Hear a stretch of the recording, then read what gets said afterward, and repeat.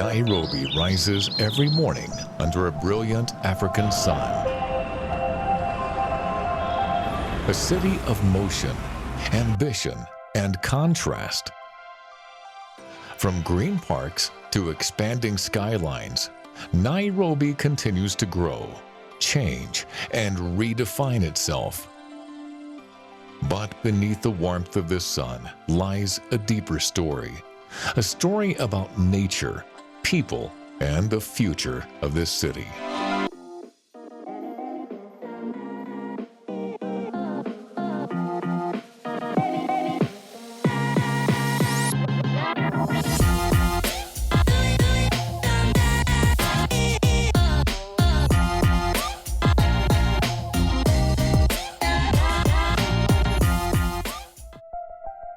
Often called the Green Heart of East Africa, Nairobi is a city where urban life and nature exist side by side.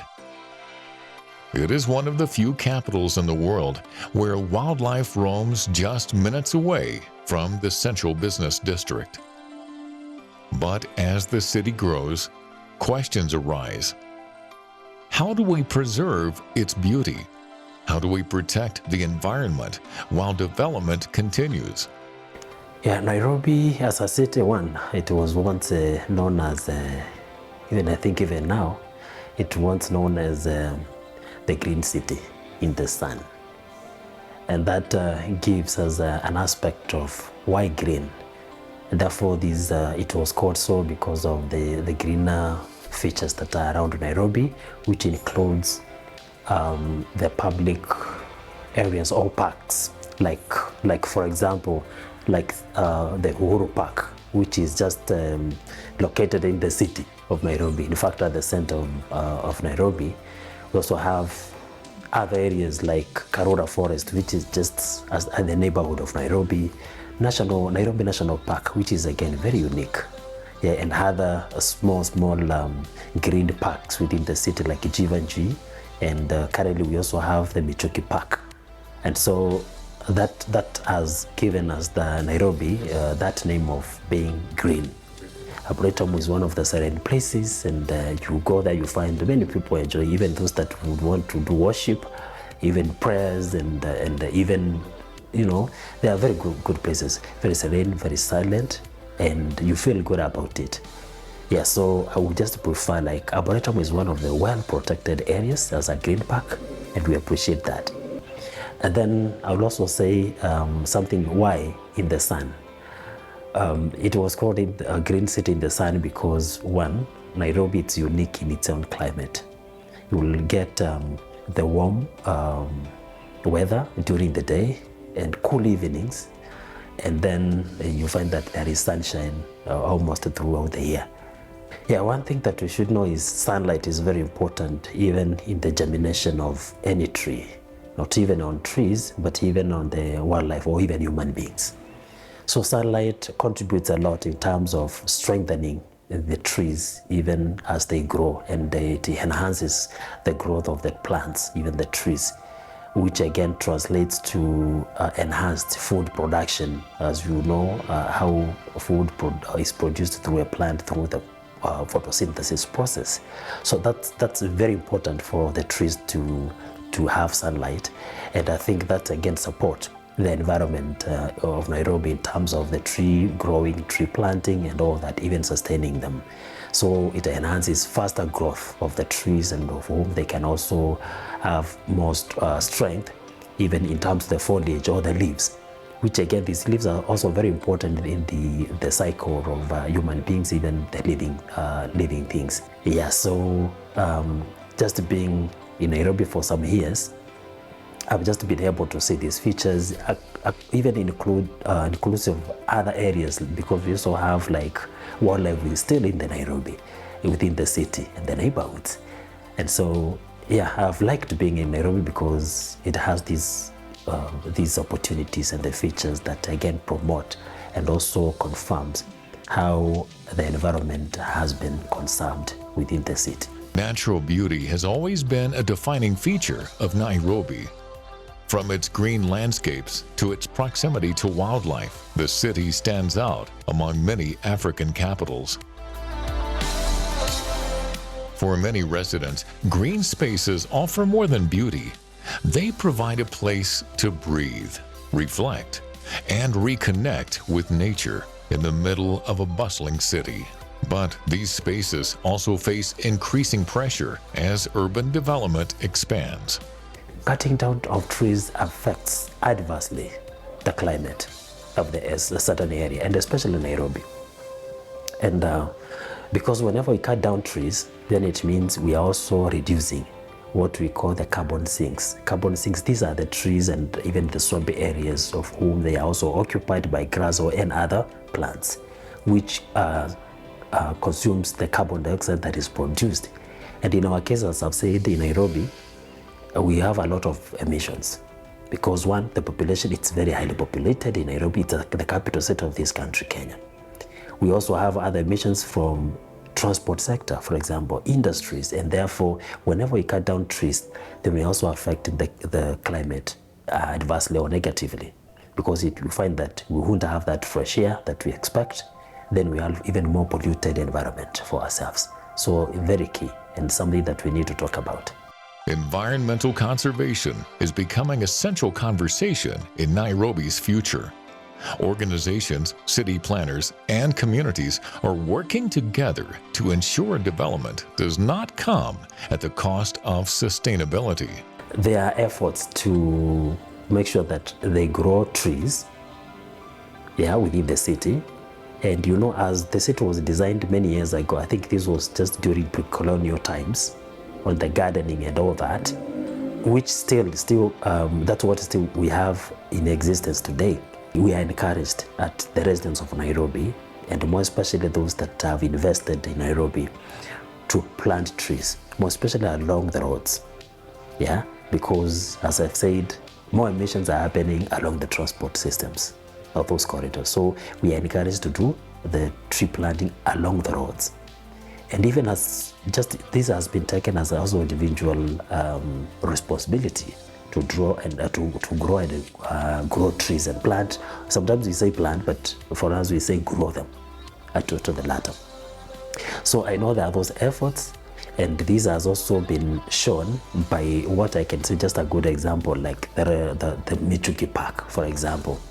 If you can remember before, where Munyoki Park is, it was a garage. But that was restored, and remember, that is where Nairobi River passes. So those are some of the efforts that we are putting to, and the steps to see that Nairobi still stays green. Still, there are efforts in terms of waste management, and this is just waste collection and disposal efforts. Though again, it's going at a slow pace, but I can just attest that we have already developed and established, even validated a waste management regulation, which we look forward to actualizing. This under the Ministry of Environment and Climate Change and Forestry. So we, as civil society organizations and partners or stakeholders, we are looking forward to see how this can be implemented. It's also one of the very important steps that we are taking, even together with the other stakeholders, which includes the government, county governments, officials, departments, private sector, to see that we have opportunities where waste can also be wealth creation for many, even more young people and experts as well. So other things that also steps that are also being put is that I think you have seen, like most particularly the civil society organizations advocating or sometimes even protesting, but I would say protest, but it's an advocacy, trying to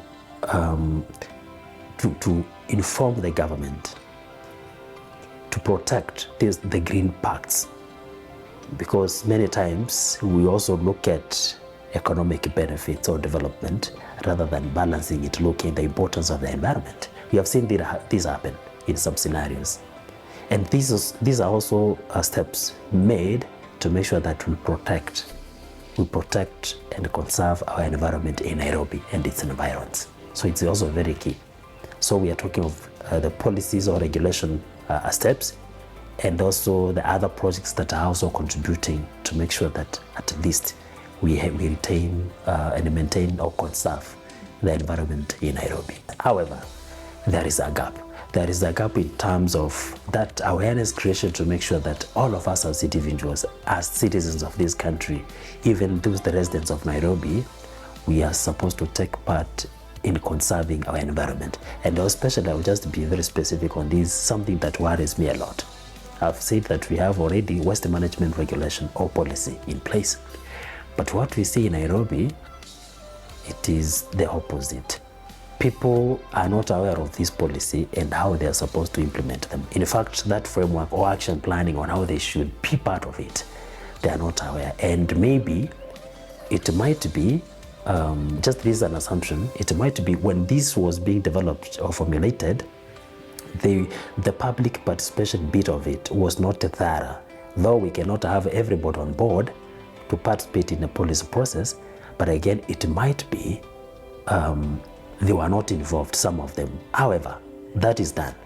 So we have a gap or even a need, an opportunity or a call that we need to create awareness on this waste management policy for people to know that it goes with it. If you contribute to waste disposal anyhow within the regulations or policies that are in place, then there are repercussions into this. So we need to hold our people as individuals accountable to make sure that all of us, we participate in conserving our environment, more especially on the waste disposal part of it. At the same time, you see like policy like even if you have planted a tree today in Nairobi, there is a law or a policy that requires you to report or seek license for you to cut down that tree, even if it's you who did it. But it's your tree. You can say it's my tree. I planted it, I grew it, and I want to benefit from it, blah, blah, all that. But there is a way, protocol. So the same thing, way we are saying, it's also good for individuals to be aware of what is existing. If when you throw maybe some stuff, apart from just taking to the designated, you have seen in Nairobi, we have waste bins, but not everyone who is observing. So there is a gap. However, it's a collective role that we need to play to make sure that we conserve our city. But beyond policy and planning, Nairobi is ultimately shaped by the people who live here. Residents experience the city's transformation every day. Their stories reveal how Nairobi has evolved and where it may be headed. It's very developed in many ways. Name technology. Technology has grown, diverse in a very rapid way, okay? You can't compare now and the years back. That time, it was all about analog and dealing with, old aesthetics, lack of a better word, sorry to say. But now, technology has changed everything. Name mindsets, businesses, everything. Tech, infrastructure, it has really changed. So you can't compare now and then. Come 2030, Nairobi will look so different and amazing. Technology, infrastructure, more roads, more hospitals, cute buildings, plazas, name them all. We need to project like 100 years to come. What did we expect? And I think that has been a problem with our city. Though we have beautiful infrastructure, but it came with a loss at some point. You feel that you want to expand this road, you'll find the demolition of some existing infrastructure. Remember, that is money that has been invested there, and you have to compensate. So when we are doing compensation to the affected persons, that money, if we had planned and projected very well, 100 years to come, the population that we expect, the kind of infrastructure that we expect, then we would have saved that money, and that money can do another infrastructure. So it's something that we need to look forward to. From where we stand today, 2026, we need to project as we plan and try to revise the planning of Nairobi, and in advance, plan in advance and make sure that we do not do construction or development, and then some years down the line, we demolish them, because that's wastage of resources for the Kenyans people. Looking at first, even the way the expressway was being constructed, I think we have just a problem when it comes to embracing some of the good practices I saw. And those pillars, for example, along, yeah, they had some greening, some flowers and all that, which made it very, very beautiful. But again, at some point, they are no longer there. No one, wants to improve them, even to maintain them. And you find it was just like flower gardens and all that, very beautiful. But I've also seen, again, no one is mindful of that. In fact, it has been degraded and it's just dust. So the design is okay. But again, what about, as I said, sustainability? Very good practices, but the question is, what about the sustainability bit of it? Again, something that with our infrastructure, this I would just want to add as well, because it will also help in other aspects. In the designing of our infrastructure, for example, roads, there is an aspect that always has been left out. The cycling lanes.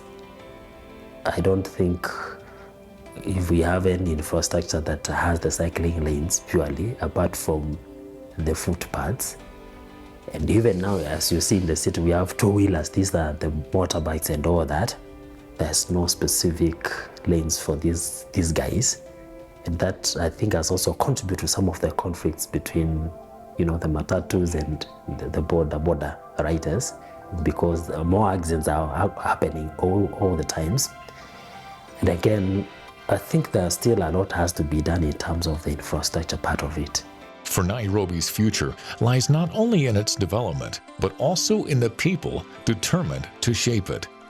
From environmental advocates to everyday residents, the vision for a better city continues to grow. We need to see sustainability and progress. How is this going to change the story? And other things that they need also to look into is what, we look at also what the urbanization part of it. We see a lot of developments. As we do the developments, we also look at the drainage systems and their sizes, right? If there are sewers, you find that we need to replace the sewer trunks, to see that they can accommodate maybe a real estate which has already been developed, because we cannot add a real estate in a place and still those are population hardened. And then we expect it will all still use the same trunk, which sustains maybe a certain population. So that's why we are seeing some of the disasters happening in Nairobi, because the drainage systems are narrow, they cannot sustain the development that is happening. Again, something happened, and it's a very good thing that I will say, because I've seen it create a lot of jobs for the youth in our city of Nairobi. But again, something that even the engineers or the environmental planners, I don't know what they were thinking about.